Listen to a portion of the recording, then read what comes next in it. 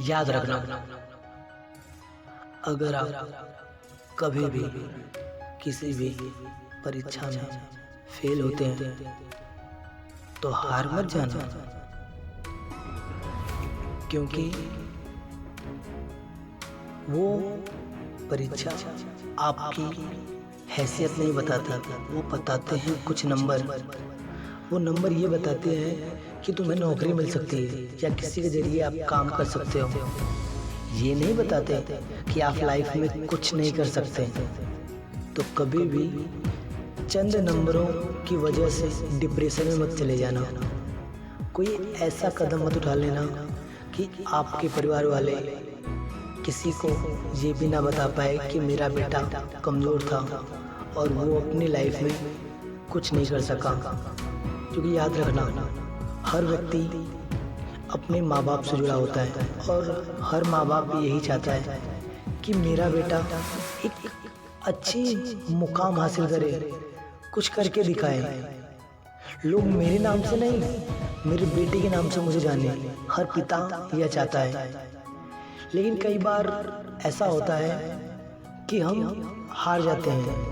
हमने एग्ज़ाम दी होती है और एग्ज़ाम में हम फेल हो जाते हैं, जिस वजह से हम डिप्रेशन में चले जाते हैं या हमें कुछ समझ नहीं आता अब मैं क्या करूँ, मेरी तो पूरी लाइफ ही ख़राब हो गई है। क्योंकि आप सोच लेते हो कि मैं पास हुआ तो ये नौकरी करूँगा, पास हुआ तो ये नौकरी करूँगा, इतने परसेंट आए इस कंपनी में ट्राई करूँगा। लेकिन ऐसा नहीं होता कई बार।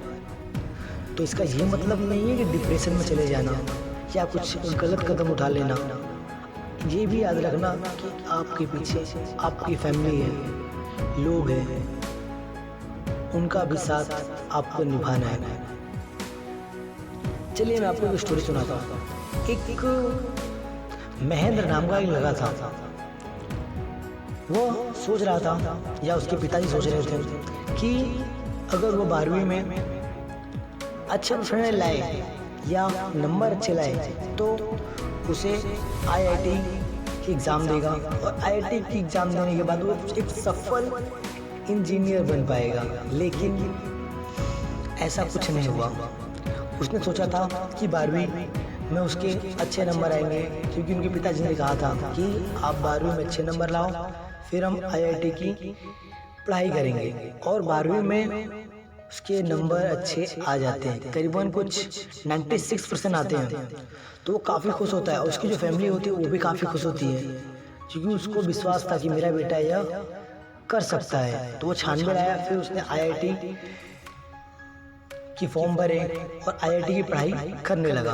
आईआईटी की पढ़ाई करने लगा, फिर उनके जो सर थे मनोज सर, उन्होंने उन्हें पढ़ाया, समझाया, हौसला दिया और कहा कि तब तक पढ़ते रहो जब तक सफलता आपके कदमों में ना हो, तब तक पढ़ते रहो। और वो पढ़ता रहा। उसने अपने गुरुजी की बात मानी और वो पढ़ता रहा।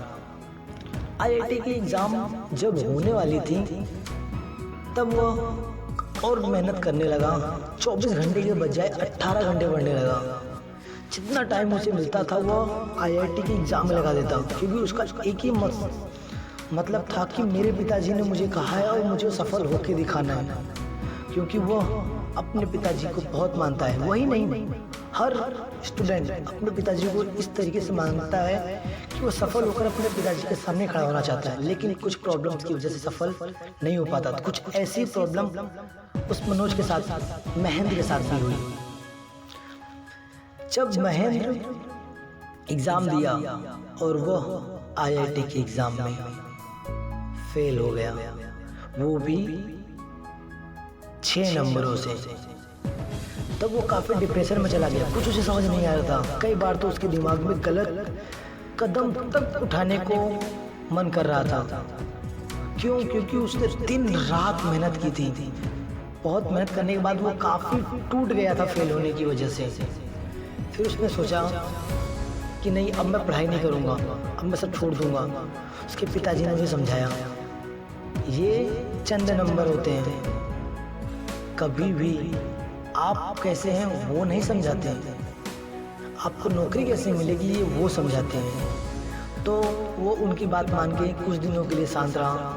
फिर उसके पिताजी ने यह बात उनके सर मनोज जी को बताई। तो मनोज जी इस बात पर काफ़ी सोचे और कहा कि महेंद्र को मेरे घर भेजिए, मैं महेंद्र से बात करता हूँ। महेंद्र उनके घर गया। फिर सर ने समझाया कि असफलता ही सफलता की निशानी है। कभी भी एक बार में सफलता नहीं मिलती। हाँ, आपने प्रयास किया एक बार और असफल रहे तो इसका यही मतलब तो नहीं है कि पढ़ाई छोड़ दो। आपके ऊपर उम्मीद है, उस उम्मीद पर खरे उतरो। लोगों ने आपको उस लायक समझा है कि आप ये कर सकते हो, तो ये करके दिखाओ, पीछे क्यों हट गए। तो इस बात पर महेंद्र मोटिवेट हुआ और उसने वापस IIT की एग्ज़ाम दी और वो उस कॉलेज के सेकंड नंबर पे आया और उसे इंजीनियरिंग प्राप्त हुई और वो इंजीनियर बन गया। तो इस बात पर उसके माता पिता बहुत ही गर्वित हुए। इसका मतलब ये है कि हम अगर हार मान लेना तो हम हार जाते हैं, लेकिन अगर हम हार ना माने, असफलता मिलने के बावजूद भी हम सफलता की तरफ बढ़ते रहे तो वो आज नहीं तो कल जरूर सफलता आपको मिलेगी। इसीलिए कह रहा हूँ कि हार मत जाओ। हारने से आप खुद हारोगे और आपको जो देखते हैं, आपसे जो मोटिव प्राप्त करते हैं, वो भी हार जाएंगे। मेहनत करो, कुछ ऐसा करके दिखाओ, लोग आपके बारे में पूछें कि आपने इस चीज़ के लिए तैयारी कैसे की थी, कितनी मेहनत की थी। आप उन्हें समझा सको, मोटिव दे सको, ताकि वो भी अपने जीवन में आगे बढ़ सके। कभी भी इन नंबरों की वजह से डिप्रेशन में मत चले जाना या कभी भी कोई गलत कदम मत उठा लेना, क्योंकि आपके साथ आपकी फैमिली भी है। जितने मार्क्स आपके आएंगे ना, उतने ही मार्क्स उस फैमिली के भी आएंगे, क्योंकि जीवन उन्हें तुम्हारे साथ जीना है, उन्हें तुम्हारा साथ चाहिए, ना ही कुछ गलत कदम। आई होप, मुझे ऐसी आशा है मेरी स्टोरी आपको समझ में आई होगी। तो आप कभी भी पढ़ाई के क्षेत्र में गलत कदम नहीं उठाएंगे। जय हिंद।